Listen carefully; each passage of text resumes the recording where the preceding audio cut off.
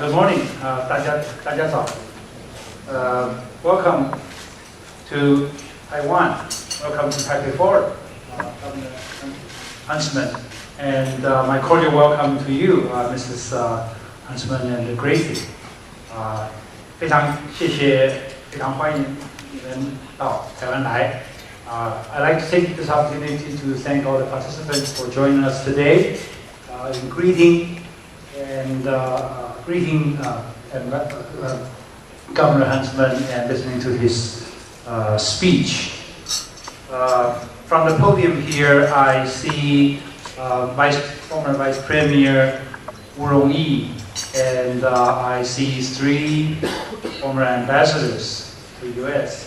I see a number of ambassadors to other countries, and I also see some current officials such as NSC officials and former officials, and I see many of my good friends in the academic community and many friends in the business community, including American Chamber of Commerce Executive Director Andrea Wu.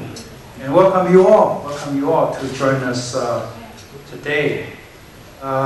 Indeed, Taipei Forum is very privileged to host this event for Governor Huntsman. He's not just another visiting U.S.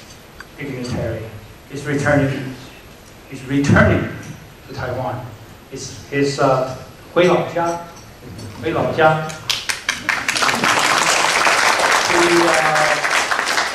He used to live among us.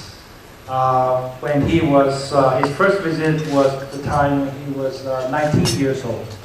That was 30 years ago. Sorry, I reveal your age.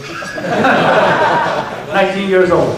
And he lived in Taiwan for 2 years. And a talented young man, he quickly learned to speak Mandarin and even Minnan dialect. And over a decade ago, he returned to Taiwan.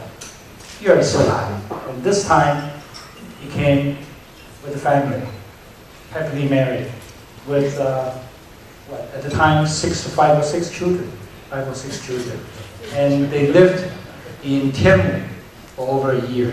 And I understand yesterday they paid a nostalgic trip, a visit to Tianmu. Mrs. Huntsman has a big heart. He has done many volunteer work when she lived in the U.S. And she organized, launched and developed many programs for young people, teenagers, and children. And in Taiwan, during the year-long stay in Taiwan, she also volunteered her services and experiences in a Catholic church for an orphanage. And yesterday, I understand they also paid a visit to that church. And we are very happy to see them in Taiwan once again. Governor Huntsman has led a very successful public life. And his career path, some of you may be familiar with his career path. But let me just briefly lay it out. His career path crossed with that of Taiwan's political development at a number of points. When he was appointed to as the U.S. ambassador to Singapore in 1992 and 93, that was the time when Taiwan and the mainland held its very first high-level talks, 孤汪会谈, in Singapore. And there he was in Singapore, understood both sides. I'm sure he helped fed a lot of useful input into the U.S. policy making. And in 2001 and 2003, he was Deputy U.S. PR. And that was the time when Taiwan negotiated its way into that World Trade Organization.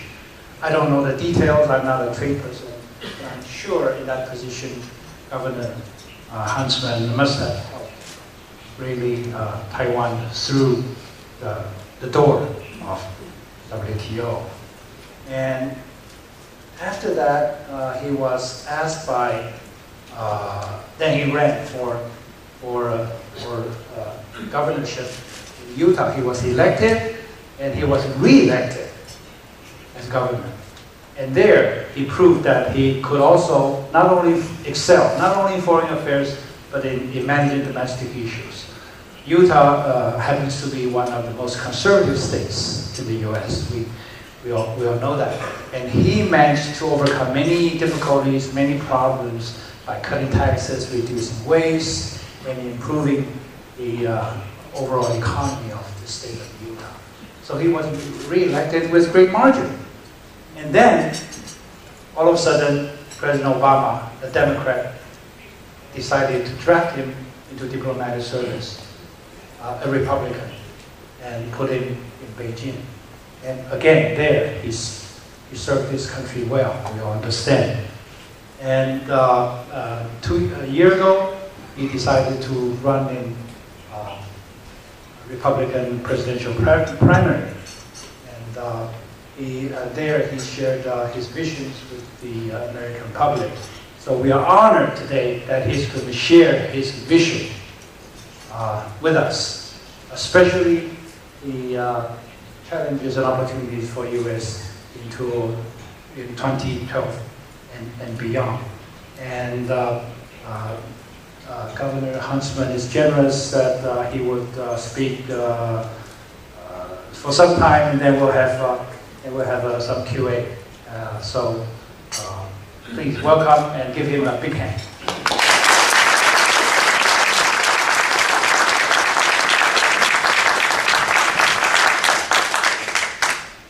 主席，多谢你。我真的非常高兴能够跟你和我所有的朋友们今天在一起。就是我先应该说，班门弄斧，关公面前耍大刀。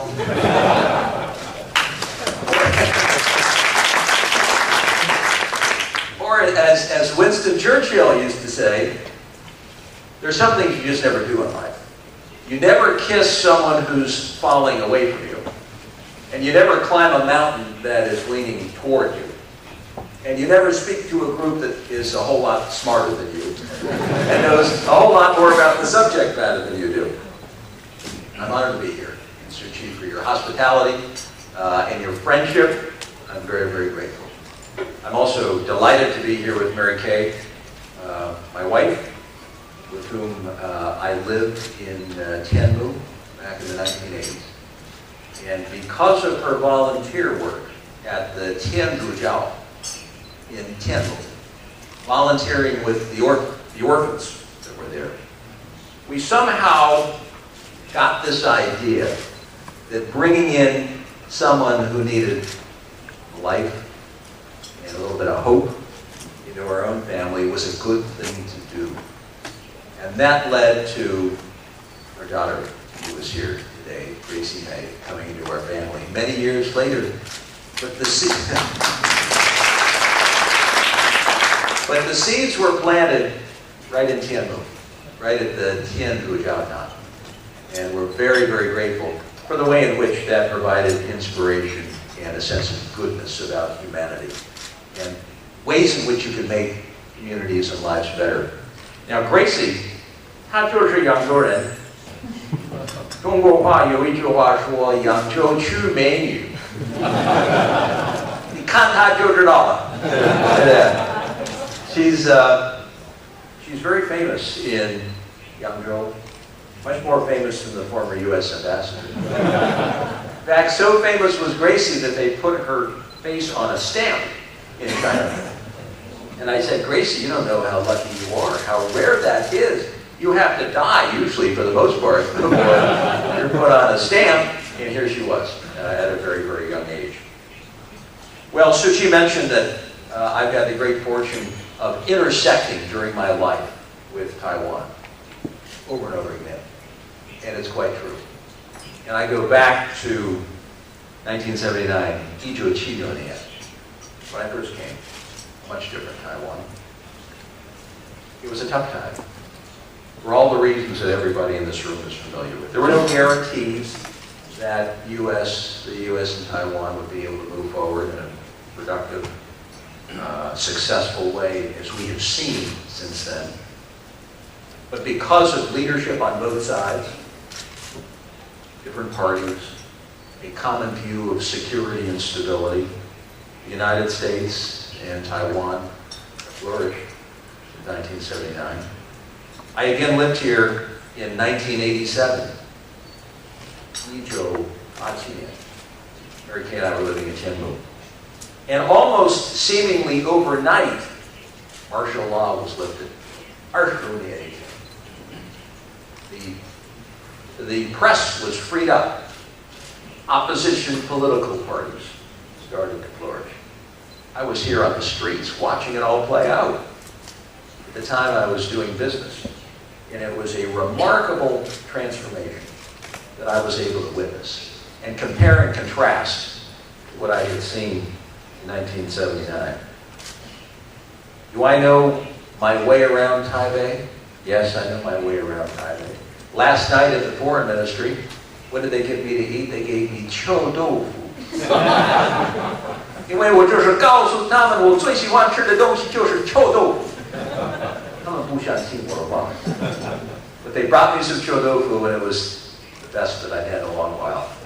Put a little 辣椒放在上面，还有旁边有泡菜，非常好吃，非常好吃。But I've lived in 内湖、松山、永和、中和、三重、板桥、花莲，还有花莲过去有一个叫做玉里。我很久以前就是坐那个火车，就是在那个花莲开始，一直到那个时候，玉里就是比较乡下的一个地方，有很好的这个西瓜 ，the best in the world, a wonderful place, and my memories are clear and positive about all of that which I experienced. And then in 2001, as Suu Kyi mentioned, I had the opportunity of serving as United States Trade Ambassador when we worked on China and Taiwan's accession to the WTO, being in Doha, Qatar, November of 2001 for that historic period. And I was reminded at dinner last night as I was seated next to Dr. Lai, who was very critical at the time, and we worked closely, along with Jeff Bader, another good friend of mine, and it worked. And history was made by the work of some very, very insightful, visionary leaders, again, on all sides. And then in 2002, we started the TIFA process, Trade Investment Framework Agreement. There's more to do. There's more to do on beef. There's more to do on a TIFA. There's more to do, as I said, running for President of the United States, on a free trade agreement. Our vision should be big. It should be bold about what two economies based on freedom can achieve. But what I'm reminded of when I come back, because I haven't been back in 13 years, I'm reminded of the strengths that you have in Taiwan. And they're very clear for anyone who wants to come and compare and contrast as I have. Number one is people. Your people are friendly, smart, industrious, and committed. And everywhere I go, I am very impressed by the power and the strength of people living in a free society. And when you achieve that, there's no stopping. It's only up to your imagination and creativity about where you go. And number two is your commitment to values, which I think says more about you than anything else. Because what is most important about the United States? It's not our military, although our military is pretty strong. It isn't necessarily our economy, which is the largest in the world, still a quarter of the world's GDP. It's our values. A commitment to liberty, to democracy, to human rights, and to free markets. And when you can combine the energy and intelligence of a population with values, nothing can stop you. You've got it all. So when I hear about the challenges, every country has challenges. Every country There's a period of insecurity that has developed the world. 不管你在欧洲，或者是美国，或者是中国大陆，或者台湾， there's a sense of insecurity. But then you have to take a moment and look at the gains that have been made and say, but we have the most important things you need for an economy to flourish. We have good people. We have strong institutions of education. We have values that leave the future open in whatever direction we want to take it. I just want to leave a few thoughts behind on the world and the United States, because we're experiencing, I think, a fairly unprecedented and historic period right now for the world. And then I'll tie it back to, I think, 3 or 4 things that I think are going to drive our future, whether you're sitting in Taiwan or whether you're in the United States.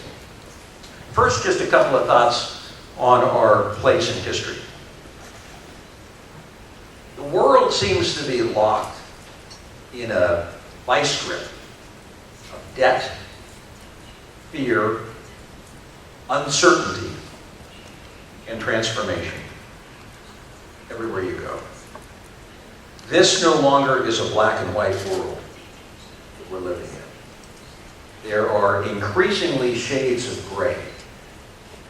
And when there are shades of gray in the world, that's when friendship really matters. That's when the ground continues to feel shaky wherever you go.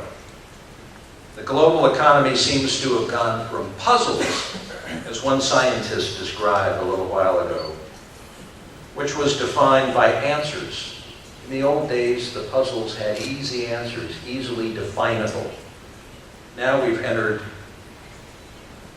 an environment of mysteries, with real uncertainties associated with them.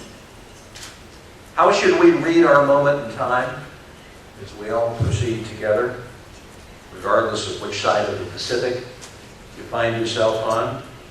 The tectonic plates of the global economy and of global capitalism are shifting. The developed economies, like the United States, are deleveraging. Every family, every city, every state, and even our federal government, thank goodness, maybe they'll get around to it, deleveraging, taking debt out of the system. Because debt, to my mind, isn't an economic issue anymore for the United States, it's a national security issue. Because if you get too much debt, and if your debt to GDP ratio is 100%, you can't compete anymore. So for us, deleveraging is critical. And we're also re-regulating, which is going to have some toll and cost on our economy over time. Healthcare, financial services reform, just to name a few. The global economy of $60 trillion will lose probably $6 trillion of growth in the next couple of years.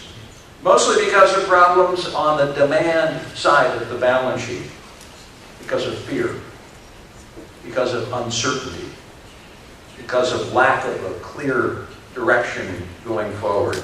The fear factor in today's global economy is very real. There is indeed, as I would describe it, and I know others have too, a new normal that has appeared. But this is only part of the story. I think a fuller description of this global dynamic is what I would refer to as rebalancing. Interrelated technological, macroeconomic, and demographic trends that are exposing severe inequalities and chronic debt problems. But these same forces are also propelling the global economy toward a more balanced and sustainable model of growth. Why? Because balance sheets will eventually improve. That's inevitable. And the world will be poised for growth. And these forces are bringing about the most significant global trend of my lifetime. The movement of capital from the developed world to the emerging economies. a phenomenon, a trend that during my relatively short lifetime probably transcends anything else that I've experienced in my life. This transformation has welcomed into the global economy 3.5 billion customers, the single most important economic event of my life. And what have the drivers been? You all know the drivers. The devolution of communism. 1977-78 reforms in China under Deng Xiaoping. The fall of the Berlin Wall, 10 years after Deng Xiaoping launched his reform. The second most significant trend involves the impact of the information age on capitalism.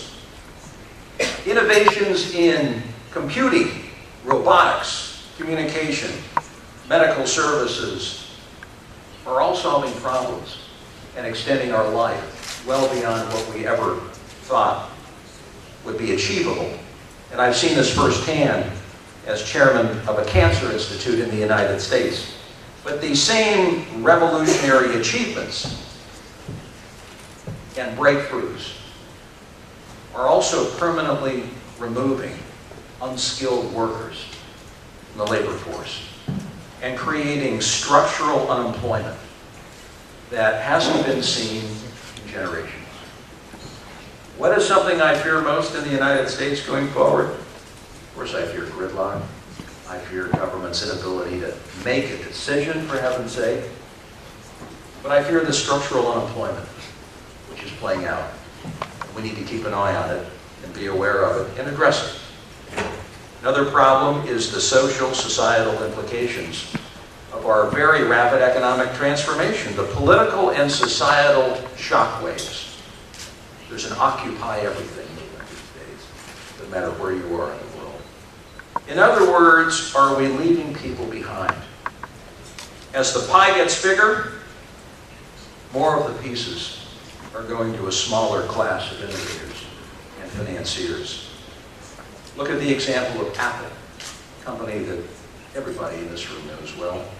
Steve Jobs, one of the most creative human beings of my generation, revolutionized the computer, phone, movies, music, the publishing industry.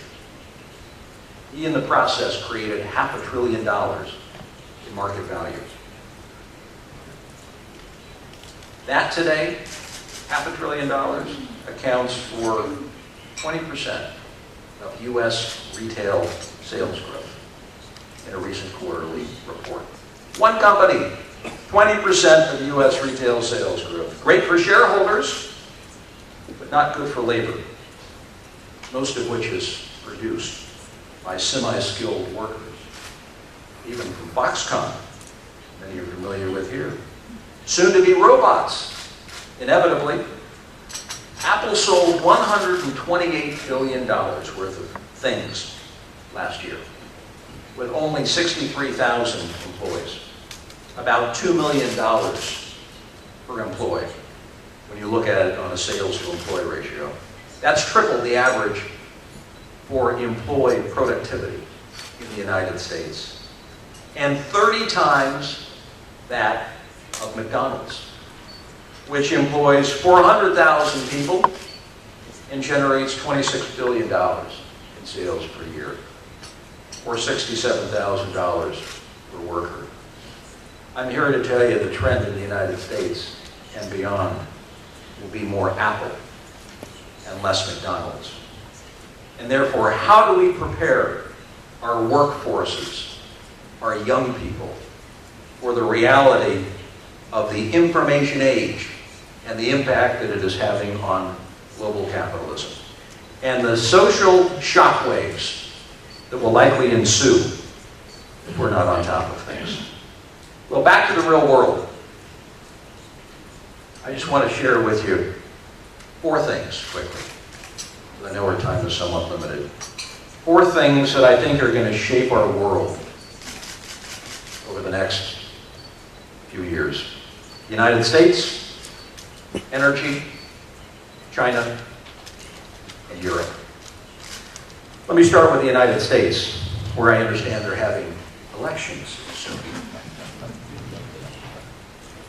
The elections are going to be driven by economics, no doubt about that.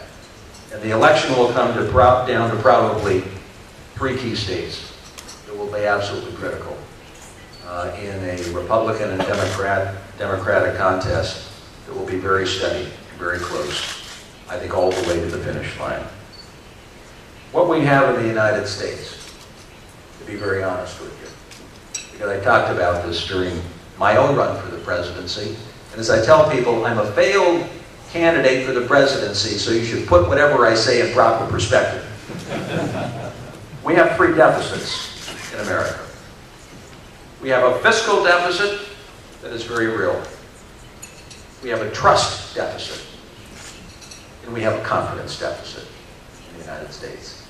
I'm here to tell you we're a resilient country, as CJ knows, who's put in many years there. As Alexis de Tocqueville used to say when he visited America during the Jacksonian period, the 1830s, coming from France, the old world, with his friend Beaumont, he would say, the United States is a great country, not because its people are better than anybody else, but because America has an ability to repair her faults. And I think that aspect of American society is still true. We have the ability to repair our faults. Debt, 100% debt to GDP. It's unsustainable. And it's become a national security issue in my mind because of the inability to compete on the global stage when you're carrying that much debt. In order to get there, we have to solve Medicare. And we have to solve Social Security. And yes, we're even going to have to look at the Defense Department a little differently than we have in the past. So the days of being able to protect areas of spending in the United States, history. We can't afford to do that anymore. We're going to have to look at everything. When I say the Department of Defense, I have 2 boys in the United States Navy. I want the Defense Department to succeed and their budgets to be strong. But in America, we have no choice. We have to look at every area of spending. Our trust deficit. The last poll that was taken, 8%. 8% support by the public when it comes to Congress. 8%? I don't remember a time in my relatively short life where Congress has ever been this low. They're down to blood relatives, close friends, and staff members for the most part when you dissect the numbers. Why is this? Because our system needs reform. We have a problem when it comes to crony capitalism, if I could be very honest with you. And we've got to resolve it and address it by being frank and honest and direct. To my mind, we need term limits in America. Why? Because we have an institution called incumbency that reaches up and grabs people and doesn't let them go. In every election cycle, the same people go back, for the most part, time and time again. Number 2, we have to figure out how to finance campaigns better than we are doing today. Because our system of campaign finance is broken, and it's an embarrassment. And you can get people of average intelligence in a room together and tell them to come up with a scheme by which to finance campaigns. There's no way anybody would come up with what we have today. Yet it's hard to fix, and it must be done.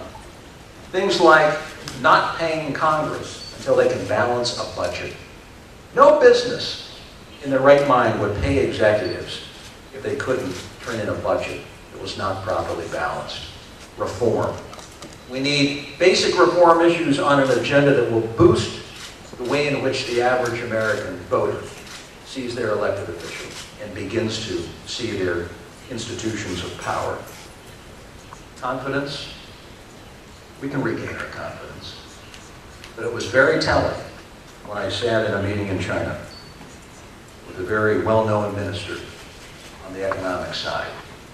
And it was on trade and investment matters, and after the meeting he pulled me aside.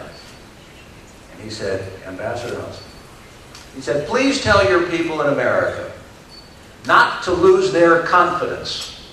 Because when you lose your confidence in America, we all suffer. It goes around the world. And I thought for a moment, here I am, the United States ambassador from a great country, being lectured by someone in China about confidence. The world is changing. But the point was a very good one, and that is we have lost confidence in our direction. Yet when you look at what the United States has on the asset side of its balance sheet, it's still a strong nation with great people. I think our greatest strength in America is we're able to assimilate people from all different backgrounds, bring them into our society, and give them a chance. Give them an opportunity to succeed. This is our greatest strength, and it's something that renews our economy and our nation's fabric every now and again. Number two, we're still the most innovative economy on earth. It's a very telling contrast when you go from Washington, D.C., which is a very depressing town to be in sometimes because nobody gets anything done, and you travel out to Silicon Valley, California. I gave a speech recently at Stanford University and took some time to visit an investment company that's invested in Facebook, Google, and all the other big names. And I did a roundtable with young people from India, from China, different parts of Asia, thinking about new ideas, optimistic about the future, thinking for them Facebook was old. They were already thinking steps beyond Facebook, and I thought, this is America. This is the place that the world envies, because we bring this sense of freedom and risk and capital and strong educational institutions together that make up success. We still have that in America, even if you have to look from time to time. Number three, we still have the finest military in the history of the world. Volunteer. I have two boys in the Navy. I'm proud that they're there. And we still have young men and women who are willing to go off to war, which is a very unusual thing. We've been at war now in the Middle East for 10 years. And it's time to clean it up. We've got some healing to do, some patching up to do, and we have a lot of soldiers who they and their families have made an enormous contribution in terms of the toll that it has taken, financially and otherwise, on them. We owe them a great deal. We have to begin a process to begin recognizing that strength in our society. We have great colleges and universities. Still, the California system, because the budget has gone down, will be getting a third less money, and they'll have to increase tuition. But we still have, arguably, the finest set of colleges and universities in the world in America. Everyone still comes to attend them. When I was living in China, I watched every day outside of the embassy. People lined up to attend our universities. China has just overtaken India. The most students in the United States studying in our college and university, 150,000 right now. Finally, we still in America have a great volunteer spirit. We still run to save people when they're in distress. And we still have the ability to want to take our time and to make communities better. Still, I think, a central part of the American experience. And ethics still count. When we have lapses on Wall Street, and when banks make mistakes, there's a price to pay. And there should be. And there's an overall review of ethics. So the United States, when you look at the balance sheet overall, is still strong. We're experiencing a period where our confidence is down. On the economic front in the United States, remember 1954, because that was the first year that the Dow average regained its pre-depression levels of performance. So you say, when are we going to be back in action? It's not going to be tomorrow. It's not going to be the fourth quarter of this year. It's going to take some time. But all you have to do is look back in history a little bit and see how long it has taken. Usually from a strong economic crisis like we've experienced, at least 3 to 5 years. And if you look at the average of 3 to 5 years, we're probably ahead of schedule somewhat in terms of our rebounding from the depths of despair. few short years ago economically. 20 years of cheap money and debt built up by families, by corporations, by local governments won't resolve itself quickly. It will take some time. And the growth will be hindered by the housing market. You see, in America, we still have 5 million homes that are part of the inventory, the backlog. And if you stop to think that housing has always been probably 1/3 of our nation's GDP growth, new homes aren't being built. And they're not likely to be built because the inventory is so high and must be worked out. So in order for us to grow beyond 2 and 3% from a GDP standpoint, the housing market must be addressed. Number 2, let me move from the United States to energy. The United States has been given one of the greatest gifts in 100 years. It's called shale gas. And the man's name is George P. Mitchell, who is responsible for it. You're probably going to be hearing a lot more about his name as shale becomes more and more viable. The biggest innovation in the United States, I would argue, in 2 decades. 37% of our U.S. natural gas is from shale, and it's soon to be 50%. So if you can imagine this, unthinkable a few short years ago, by 2030, the United States could be a self-sufficient energy country. I never thought I'd be standing before a crowd during my lifetime uttering those words. Now energy in America is about economic development. It has become a serious driver for growth in North America. 600,000 jobs have been created with huge investment flows coming in. Absolutely astonishing. 600,000 jobs, that's how many jobs have been let go from local governments in all 50 states as they have downsized and become more efficient. Imagine if we didn't have 600,000 from shale, making up for that, adding to the economy. There are some environmental concerns. Methane leakage in terms of the fracking technology that is used. But closed-loop capture systems are being developed very, very quickly. And I think they're going to assuage most of the concerns here. All of this means that we will have an opportunity in the United States shortly to address one of our most fundamental needs, that of powering on a reliable, cheap, cost-efficient way the future of our economy. And it means we're going to have to be strong enough and courageous enough to say to oil companies, you've owned the distribution system for a very long time. Those days are gone. We're going to have to come up with new distribution systems that allow new forms of gas, clean, cheap natural gas, to get from point A to point B. Now, why do I say that? Because I drove a natural gas car when I was governor of Utah, the only governor to drive a natural gas car.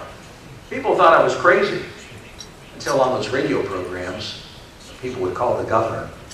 They think the governors can solve all the issues, like deal with OPEC and oil prices. They say, Governor, we're tired of paying $4.50 per gallon of gasoline. What are you going to do about it, Mr. Governor? And I say, let me tell you what I paid this morning. I paid $1. And they would stop in their tracks. And I'd say, let me tell you how you can do it. You can go to a local entrepreneur who can convert your car like they did my big black Suburban.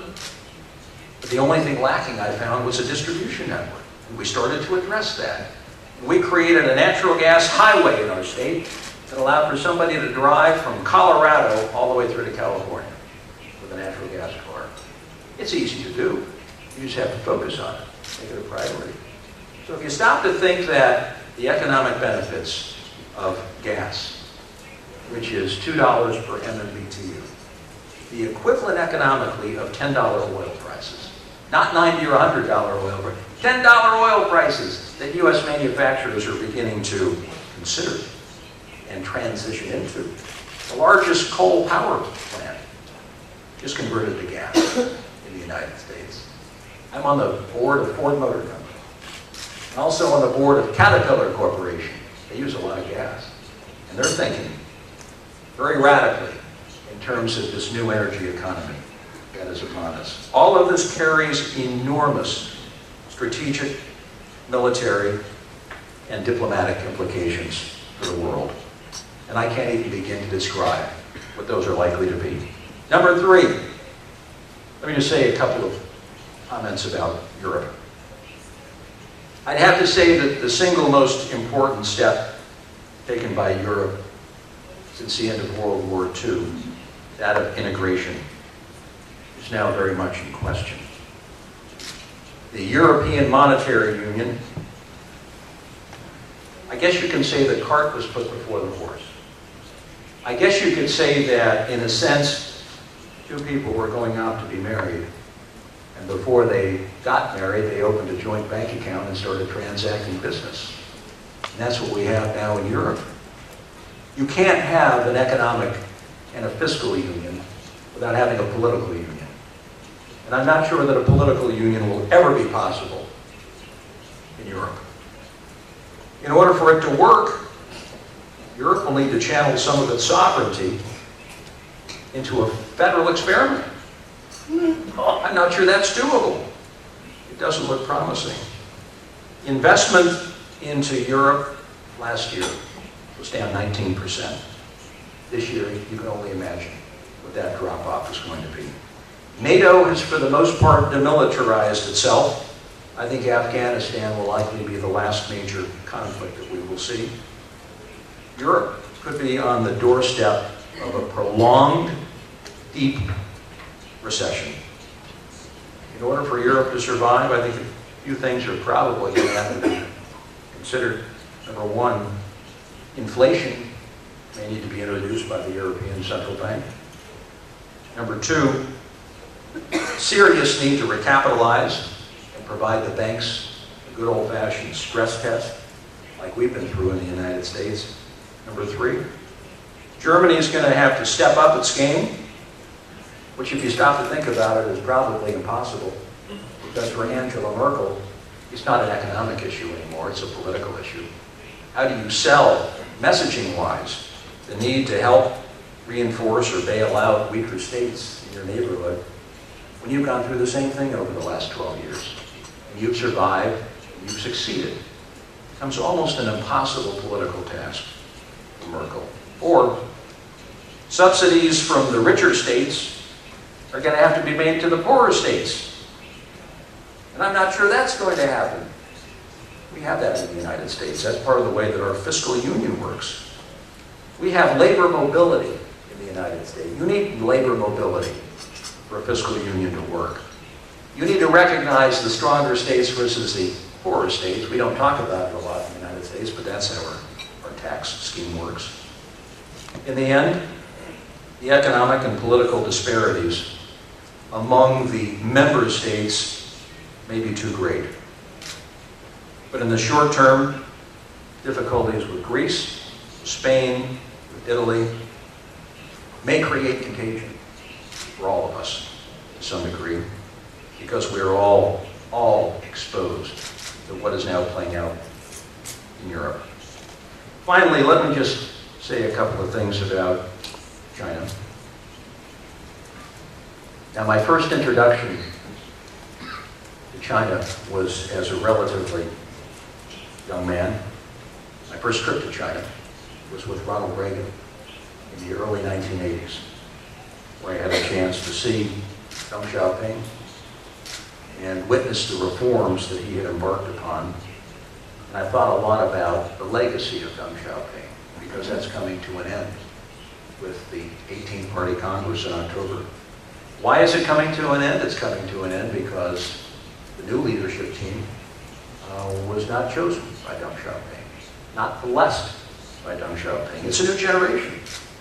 And the Deng Xiaoping dynasty, which was from the late 1970s to 2012, I think will be remembered by three things, primarily. One, the diplomatic opening to the rest of the world. Number two, the economic opening to the rest of the world, and liberalization which ensued. And three, primacy of the Communist Party. That it will remain the central point of decision-making, and there will be no alternatives. Now the fifth generation is coming up. Xi Jinping, Li Keqiang, Wang Qishan, Wang Yang, all those who are going to occupy the new standing committee of the Politburo. And they're going to have to address three questions that are far different from what Deng Xiaoping had to deal with during his years. One is China becoming more repressive domestically. Number two, is China becoming more economically nationalistic? Number three, is China becoming more assertive internationally?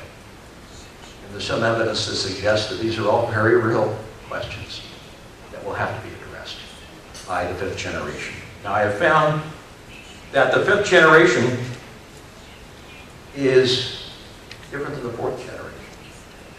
I know many in the fifth generation. I've known many in the fourth generation. I knew some in the third generation. They're tempered and impacted, not by events like the Great Leap Forward, 1960 to 1964. Not by events like the Cultural Revolution, 1966 to 1976, although many suffered during that period. I found the fourth generation, because of what they had learned during that period of history, didn't want to repeat it. And it made for a level of humility, having seen the worst that mainland China can suffer through, never wanting to see it again. The fifth generation comes up. What is their sole point of reflection and impact? Probably an economy that's grown for 30 years by 8, 9, 10%. Do they think that China has arrived? Of course they do. Do they think that the United States may be experiencing some moments of difficulty? Of course they do. Are they going to be a tough generation to negotiate with? Of course. There will be a heightened sense of nationalism, a heightened sense of their place and time, and it will have implications for business, and it will have implications for government as well. So we'll follow those 2012 changes, the 18th Party Congress, with great interest. With respect to the broader U.S.-China relationship, what have we seen in the last few years? And what is the challenge on the horizon?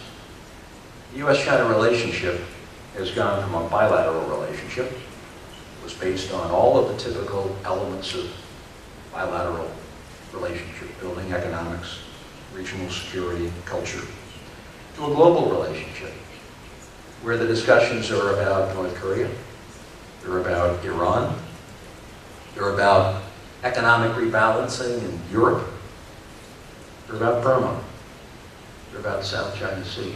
It's a global agenda. The challenge is the relationship isn't ready to take on some of these global challenges. It's still working through the difficulty of forging a global relationship.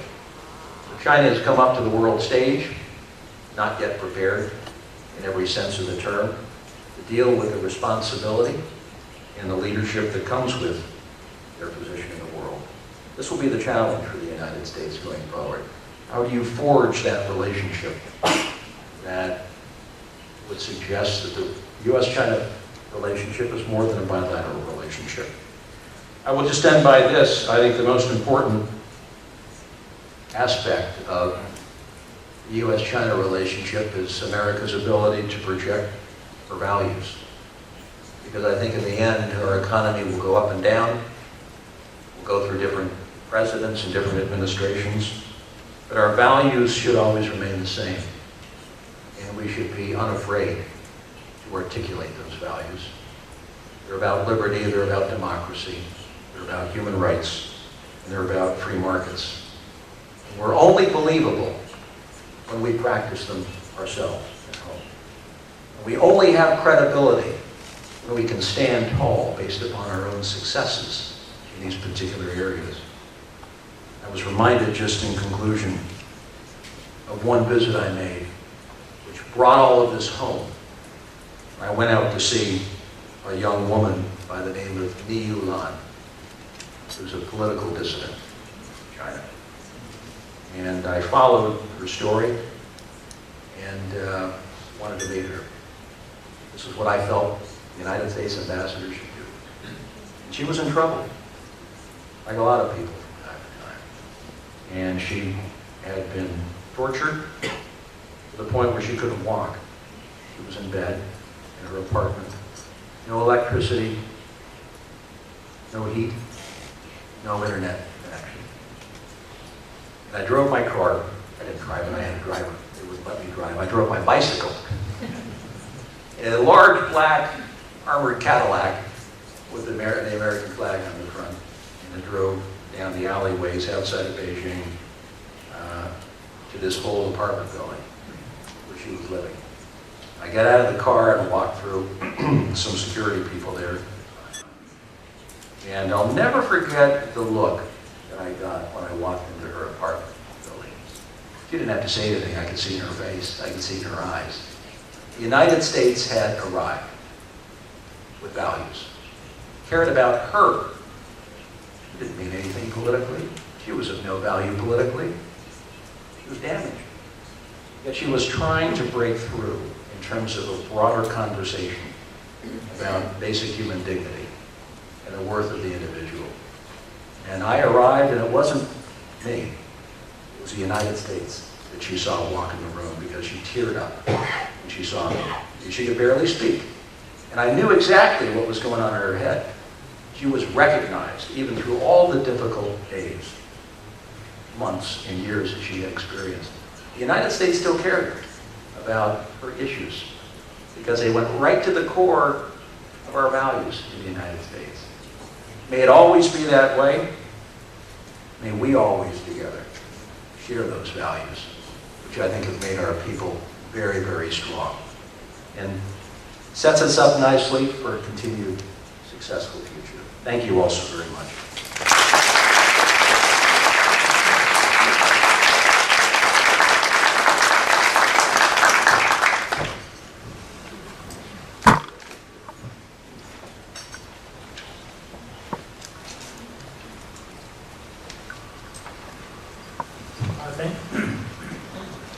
Thank you, Governor, for an excellent speech, most comprehensive, most inspiring. I like particularly, if I may, before I turn to open the floor, I'd like to make one point. I also agree with you that Americans should have confidence in yourself. Among other things, demographically, U.S. is the only industrial country that is still growing demographically. And it's as shown in your family. But more than that, I have many American friends who are scholars or officials or different other professions. Many of them have adopted children, as you did. A former Deputy Secretary of State adopted 5 children. I was so surprised. I asked him, "Do you live with you? Do they live with you?"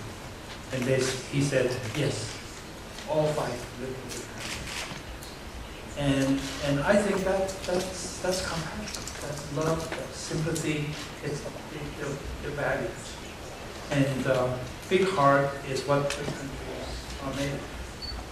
So I even wrote op-ed here in Taiwan, arguing that U.S. is not on decline in the long term, and so U.S. ought to have confidence in itself.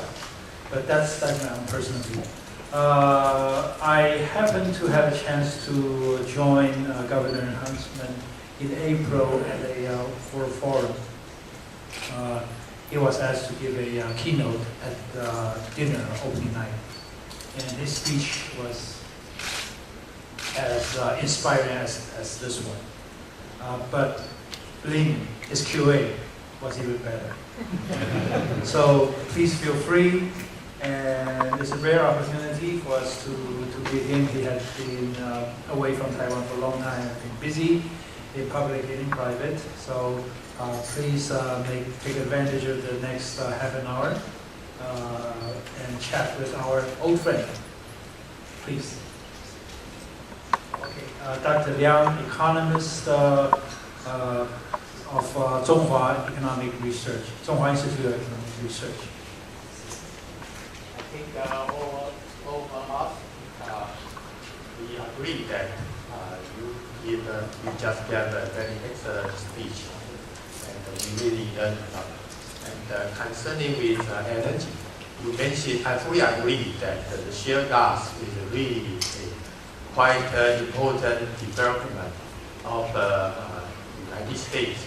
And so the energy supply in the United States, energy supply problem in the United States might can be solved very largely by this kind of development.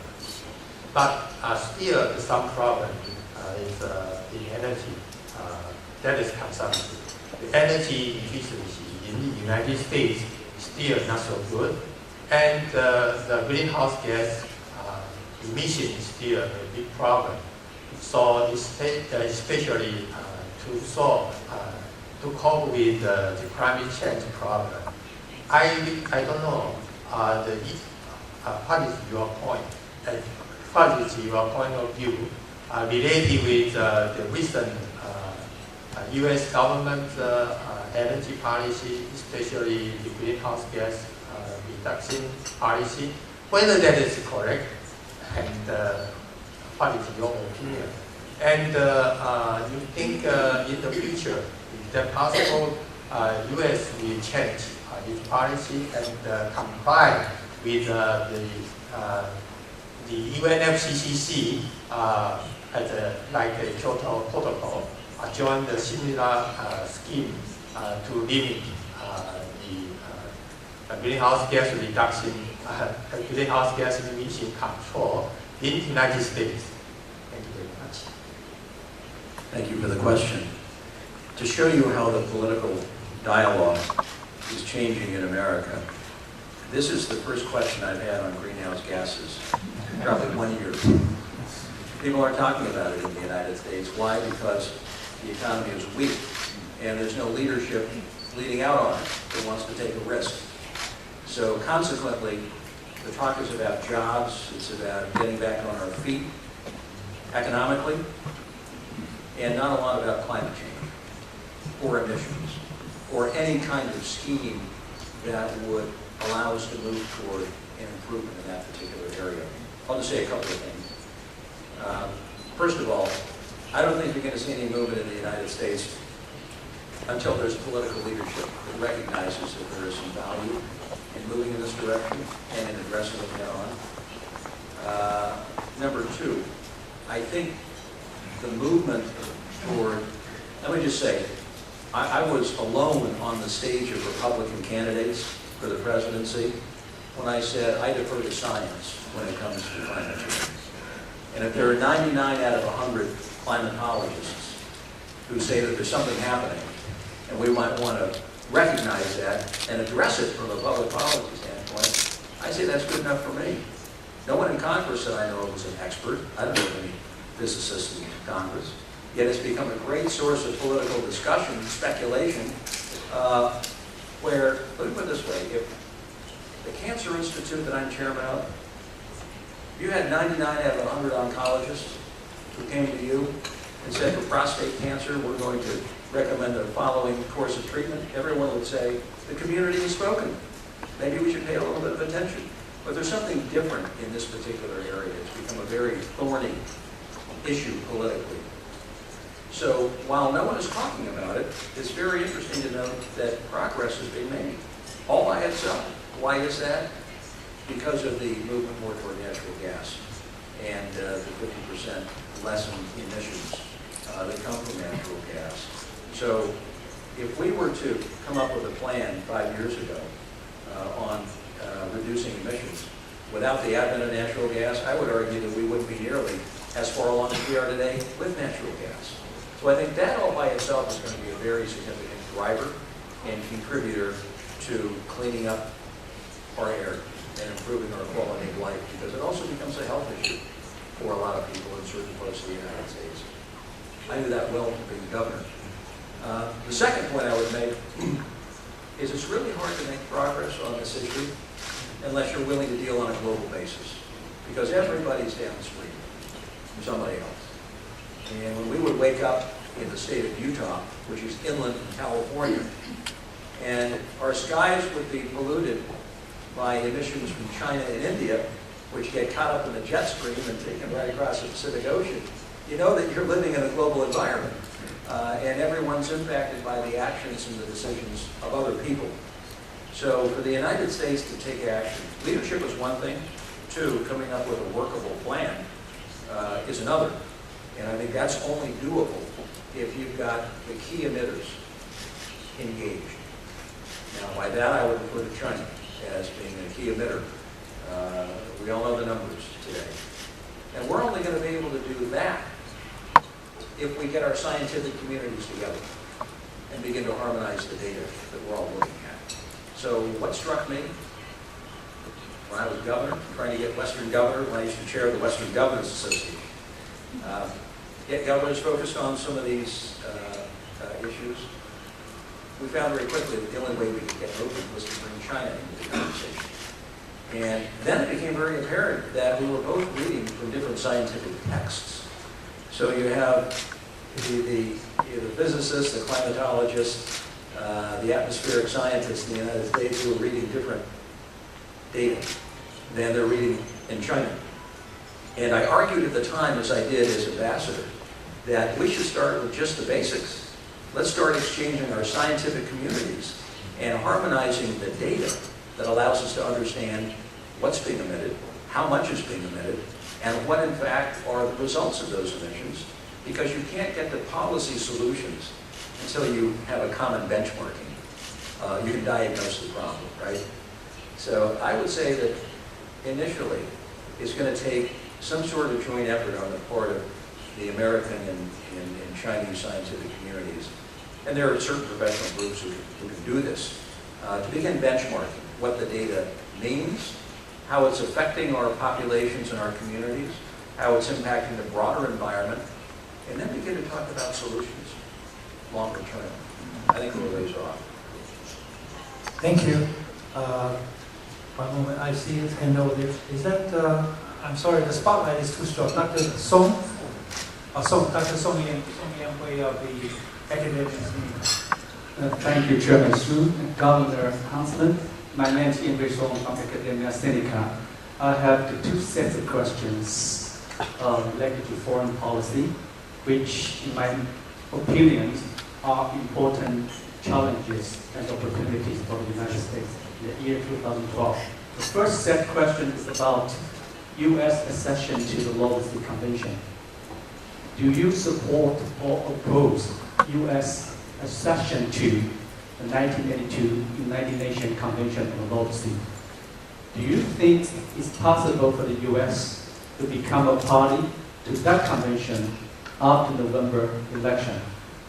And after that, if the United States becomes a party to that convention, the South China Sea will become more peaceful or stable, or are we going to see more maritime confrontation between the United States and China? So that's the first set of questions.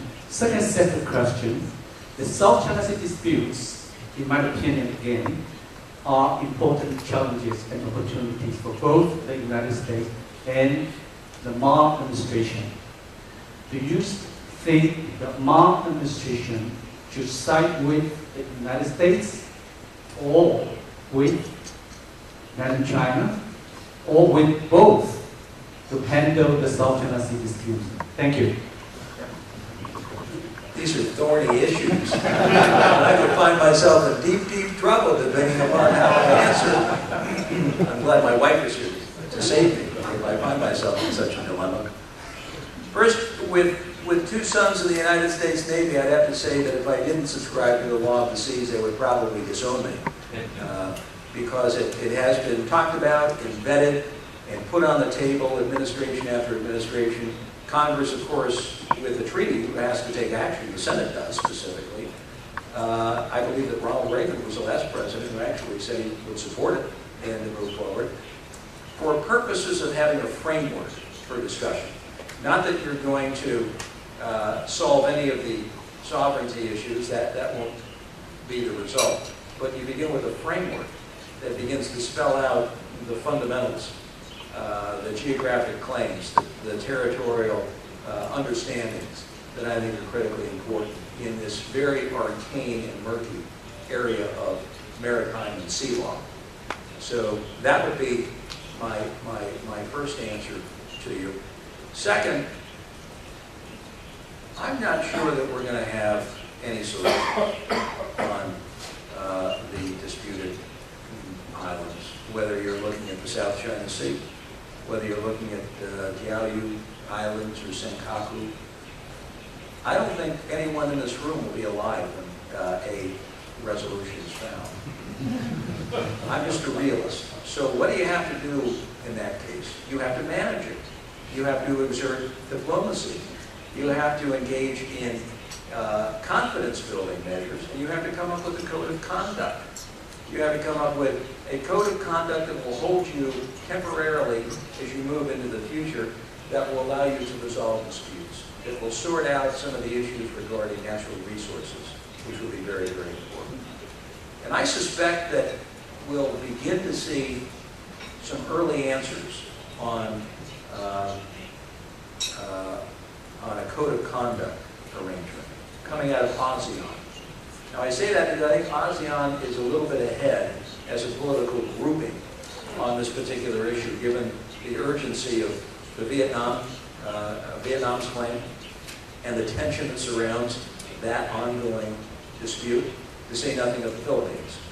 So ASEAN, I think, and the United States has certainly supported a collective approach to problem solving around these issues as opposed to bilateral problem solving, in which case nobody stands a chance.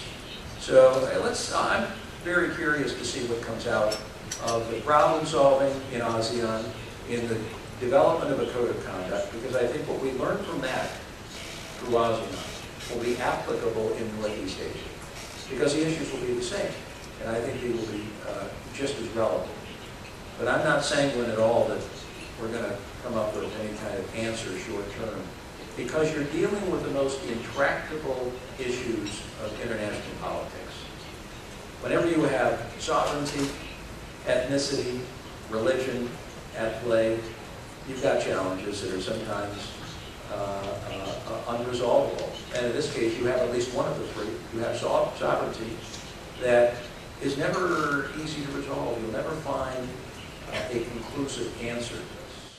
Let's hope that the parties are willing to engage in a process that will yield some sort of code of conduct and ways to carry us into the next generation without conflict from ever breaking out. Thank you, Professor Yan Zhensen. Before he returned to Taiwan, he taught at the University of Alaska. University of what? Alaska.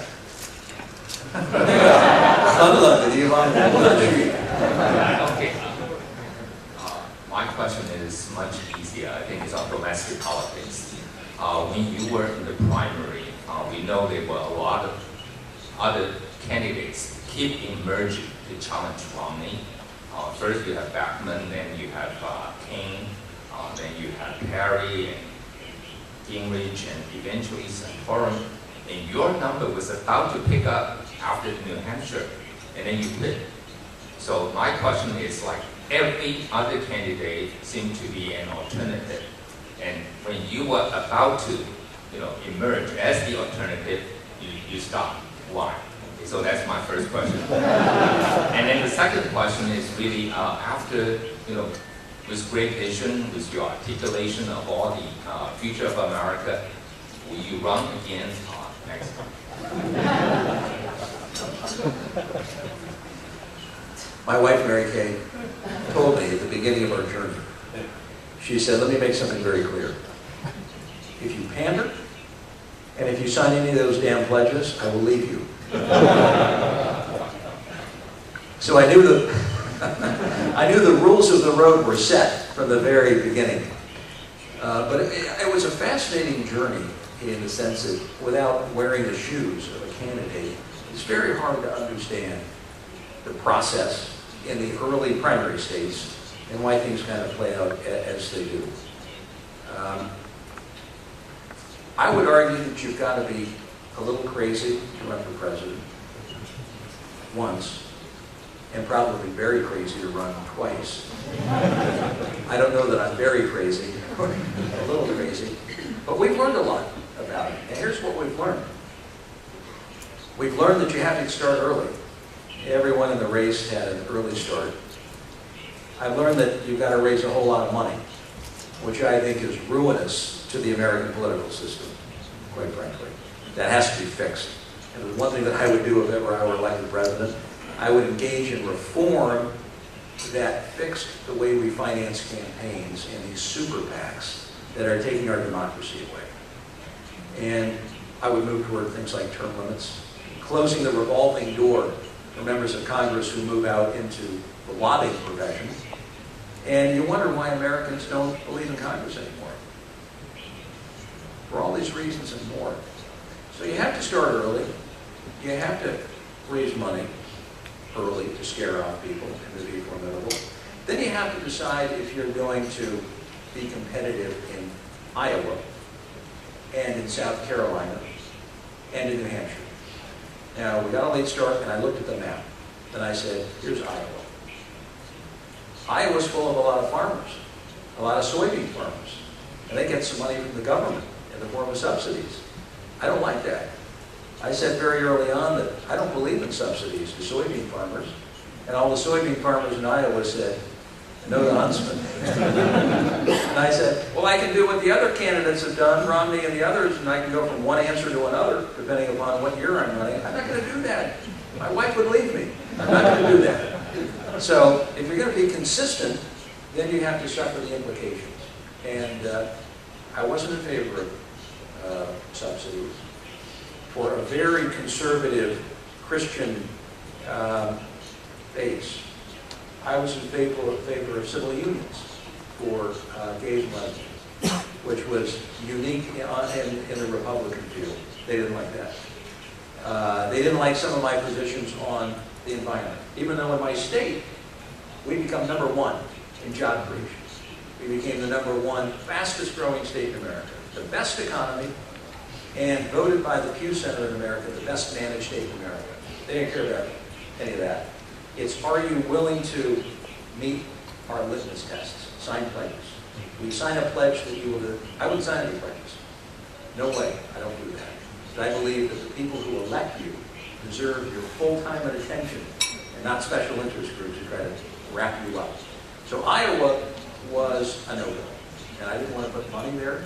I didn't want to spend a lot of time there because it was nothing that we could succeed at. So then we looked at New Hampshire. I thought, New Hampshire is an interesting state. There's a very open electorate, a lot of independents, a lot of free-spirited Democrats and Republicans, always unpredictable how they vote. They vote for the person. And I thought, if we spend some time in New Hampshire, we can do well there. And then South Carolina was along the lines of Iowa in terms of the organizing base of the party. Very conservative, and just a small fraction of the overall population that determines who gets out. So we learned the lesson that whoever does well in Iowa builds momentum. That was very important. We didn't participate in Iowa, so we didn't build any momentum coming into New Hampshire. That, for us, was a challenge. And we were moving up very quickly in New Hampshire, and I would argue that if we had another week or two, I think we would have done very well. We took 3rd place. I think we would have taken 2nd place. Ron Paul took too many of the independents, so we were winning away very quickly. So if we had another week, I think we would have done #2 in New Hampshire. And I didn't tell anybody this at the time, but in my mind, we had to do #2 in New Hampshire to get credibility. If we took #3, that was good, but not good enough. And the media kept asking, what do you have to place? What is your expectation? And I'd say, we have to beat the marketplace. Because like a stock trading on the marketplace sets an expectation for a company and for a politician. And if you fall short of the expectations, you lose. And I didn't want to waste people's time if we fell short of expectation. And we did in New Hampshire. If we take a #2, we would have gone right on and I think done very well beyond. We had the endorsement of the biggest paper in South Carolina, the State. We had some of Governor Huckabee's supporters in South Carolina who were part of our team. We had Governor Carroll Campbell's family, very supportive of us. But we didn't take second to Hampshire. And that for me was a blow of sorts. And I thought, we can keep going, raising money, you know, behind in the polls in some of the earliest days. But I don't want to waste people's money. And I don't want to waste my family's time unless we can beat market expectations, which we didn't do in New Hampshire. So that was the reason that we chose not to move forward. Where do we go from here? I don't know. But November will be very telling in terms of how that evolves. But I will tell you this, there's something happening in American politics that is consistent with most people in America now becoming unaffiliated. So when I tell people the fastest growing political party in America isn't Republican, isn't Democrat, it's the unaffiliated. Young people move up, they go to school, they understand the issues, they're unaffiliated. They follow the person. So with the demographic changes in America, both in terms of immigration and politically, I would argue that there's going to be openings in the next election cycle, maybe 2 or 3, for an alternative approach. Third party, fourth party, whatever, that will break up the status quo. Because I don't think the status quo right now is delivering the vision, the courage, the long-term thinking that we need in our country. And the American people know that, and I think they're very frustrated by it. But there's no way you can get a third candidate now because they're restricted from getting on state ballots. Very difficult to get on state ballots. That has changed. This year, there was a movement, Americans Elect, that got on 35 or 40 of the 50 state ballots. Never happened before. So now that that has been done, I think the political dynamic will change in the years to come, quite dramatically. Thank you. Thank you, Governor. Dr. Charles Gower raised his hand earlier. And someone in the back, I can't see you. I can't, it's a little too dark, but Dr. Gower first and then over there, okay? Well, first of all, thank you very much, Governor Huntsman. I missed the opportunity to have the chance to listen to you both in Beijing and San Francisco a couple of years ago. And today's speech is more than compensated what I've lost and missed out. And also I have to express my thanks to Taipei Forum Board Chairman Dr. Shu Qi. It's not easy to arrange a speech, a seminar like this, because so difficult, involves so much work. I myself involved with Global Views, Yuan Jian Caci. In the past 2 months, we invited 2 distinguished speakers from the United States. One is Larry Summers, and the other is Ida Vogel. And I know how much time involved. Vogel's Chinese is as good as yours, but Larry Summers is not. In both speeches, Don't tell Larry. no. In both of their speeches and then in their conversations with President Ma, and I know that they both urge Taiwan or to increase or to improve, even accelerate the relationship between Taiwan and China, not to mention the United States. And in Taiwan, as you realize, that, by the way, my profession is economist, no, I'm with Global Views.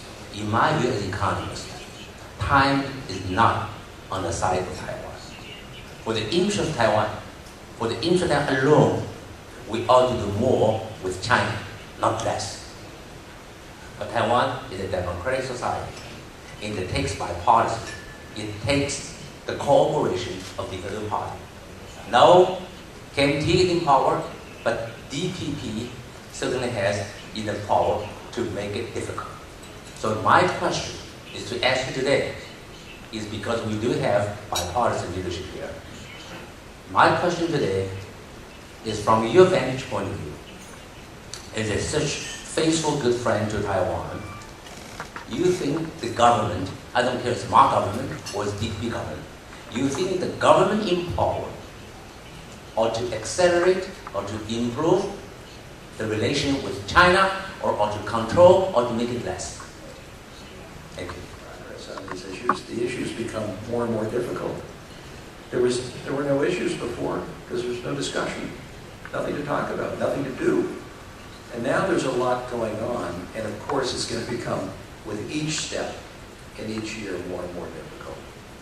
And that means you should not lose hope, not lose a sense of direction, but keep going. And continue working a framework that allows for confidence, progress, peace, and prosperity to carry the day in the cross-strait relationship. You know, the world should be very, very grateful to both sides for the work that has been done. No one imagined at this point that we would be sitting here today talking about this kind of success. Of course it's difficult, and of course it's uncertain going forward, but I think the work must continue because of the trade flows back and forth, the investment, the people exchanges that have resulted from that sense of security. 1 million people from the mainland come here every year. What do you think they see when they turn on the television? They learn something. What do you think they see, as President Ma told me yesterday, when they cover the presidential election? They didn't block this stuff. That's a good thing. People learn from that. What about the interaction, people to people, heart to heart, head to head, about two different systems? There's an educational opportunity here that I think is very real. And it's interesting because China isn't saying no. They're saying it's okay, let's keep it going. Students even are coming to Taiwan. So I think it's a very important process, and one that is way further developed than I ever would have guessed, as someone who's lived in Asia 4 times and lived here twice and in Beijing once. And I compliment you on that success, as I did President Ma yesterday. It's hard, and you don't get any immediate political returns from it. And in a democracy like yours, you're always worried about political returns. But there's also something called vision and leadership, where it's important to do the right thing that benefits the most people. So I compliment you on that, and I would say keep it up. Thank you, Governor. I see 2 media representatives there, the gentleman in front and the gentleman in the back. Yes, Governor Huntsman, it's really nice to see you. And I'm a reporter here in Taiwan, 周天电视, and I was posted 13 years back in D.C. as a diplomatic correspondent. There are 2 questions. The first one is kind of personal. You mentioned once that 2 of your boys are serving in the U.S. Navy. Obviously, you're proud of that. And we all know that not many of the U.S. politicians send their sons to the military. I can think of Senator John Webb and of course the Jim Webb and Senator John King. So I was wondering, what is the dynamic within your family that made these possible? And second of all, I was wondering from your perspective, Governor Romney's his challenges facing the religious right, evangelicals, and the Tea Party. Both excellent questions. One I've never been asked before, which is always good when you run into a good reporter who can throw you an original question. Well, I was born in the Navy, and they paid $25 for my birth, which I've always been very grateful for. Since I was born on the GI Bill. My mother's always complained that she still paid too much, $25 for my birth. But it's interesting, my dad, my uncles, both my grandparents were naval officers. And for their generation, the generation I was raised in, it was the greatest, highest thing you could do. They never got beyond lieutenant. They always taught me that if ever you see somebody with 3 stripes or 4 stripes, you salute, because no huntsman would ever become a commander or a captain, for heaven's sake, and never have. But it always left a very lasting impression in my mind about family members who would always put their country first, highest. They'd wear a uniform, they'd sacrifice, and they'd go to serve. And for our kids, as we were growing up, we always talked about choices. You can land fish again, like a lot of kids do. And you can think about me, what is best for you, or you can take your time, you can give it to something more important, your choice. But as we talked about it, I could tell that their interest in serving in the military was increasing over time. And then when I was governor, when you're governor of a state in America, you're also the commander-in-chief of the National Guard. So I had a whole army that I could set off if I wanted to declare war on Idaho, Colorado. I could do that, but I never did that, not once. And they watched a lot of the soldiers when they came back from Iraq and from Afghanistan. And they saw me as governor when I had to go out to speak at funerals or to be with family members who had just lost a dad or a husband in war. And I think that left a very lasting impression in their minds about the service and sacrifice that is made. They saw it very close up, and I think it really did leave an impression. Our second son, who just started at the Naval Academy, is a football player. So he was recruited to play on the football team. So maybe you'll see him on television when Navy beats Notre Dame. So that's kind of how they made their way through. I think with Governor Romney, there's a certain percentage of Americans who are never going to warm up to him because of his religion. And I think there is such a high degree of animosity toward President Obama by Republicans and conservatives that they will overlook many of President Romney's, or Governor Romney's, maybe Governor Romney's faults. It was inconceivable early on because he had been on different sides of issues. He came from a position that was not necessarily advantageous in being a Mormon. So there were barriers that many predicted that he might not get over. And I think in the end it will be a very close election, maybe too close to call, right down to the very end. And I think you'll see that the evangelicals and the conservatives will ultimately rally around him because there's no alternative. He's it.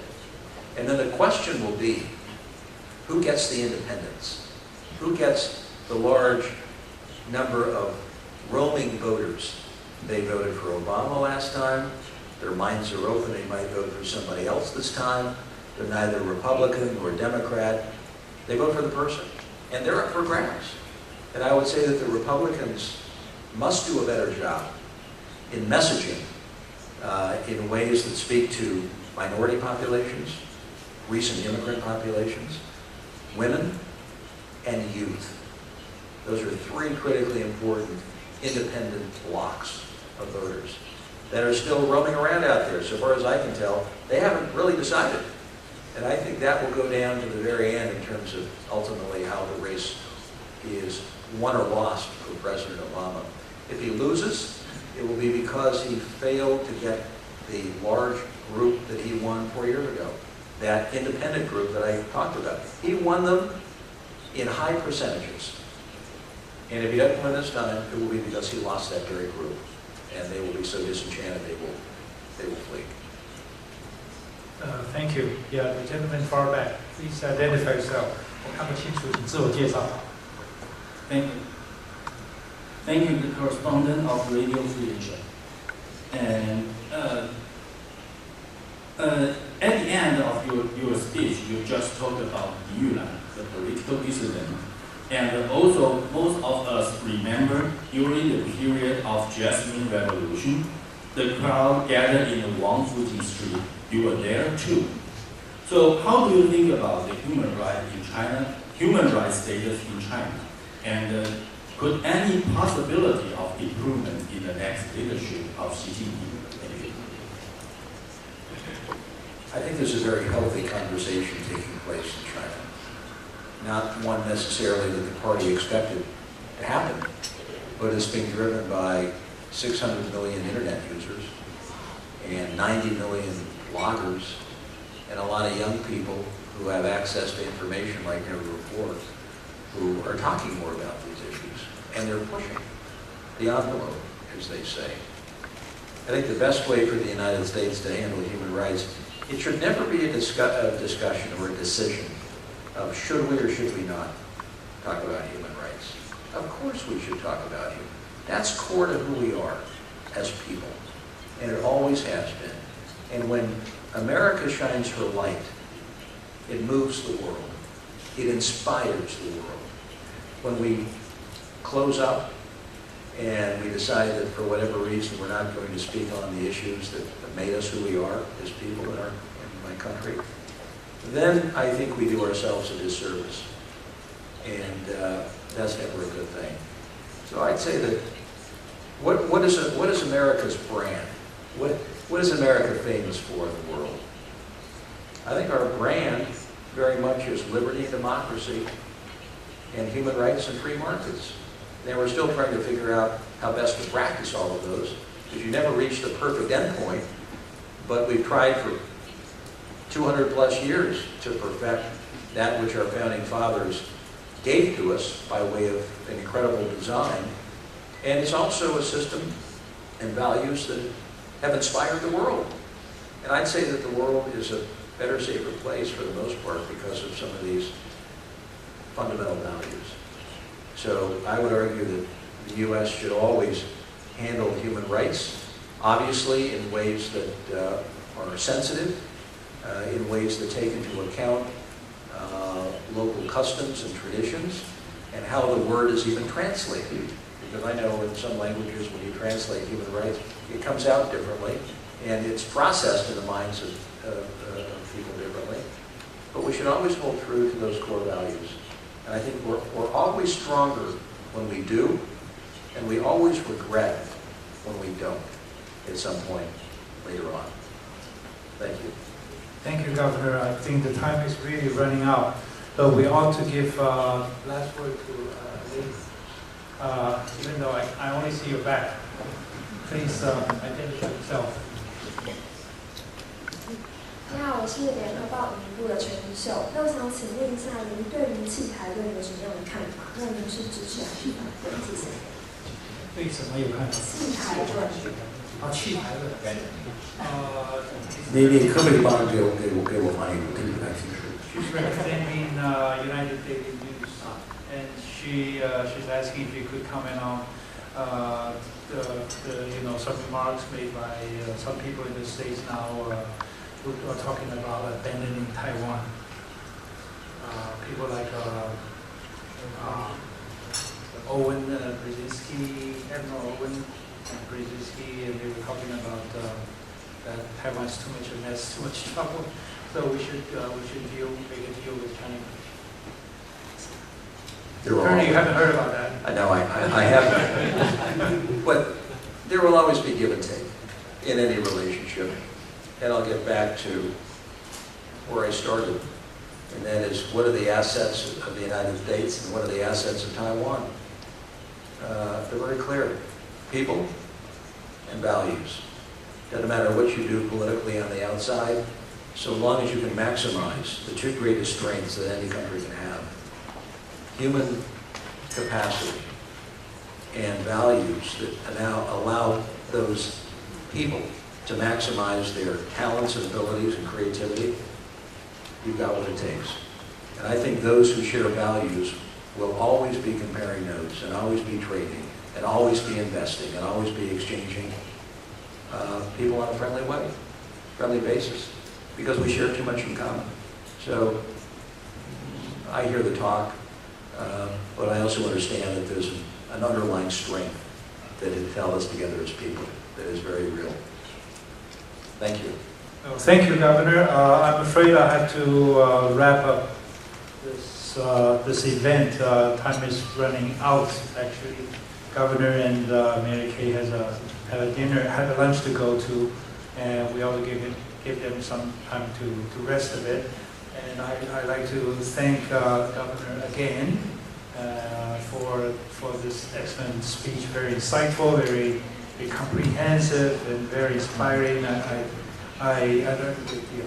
And I especially appreciate your candidness, the way you address all these questions. Some are really tough. Some are really tough on my point of view. Thank you, Dr. And thank you for sharing your thoughts with your old friends in Taiwan. And we would like to welcome you again soon, hopefully in the near future. And so we can hear more from you about your thoughts. Thank you very much. 谢谢大家。Thank you very much.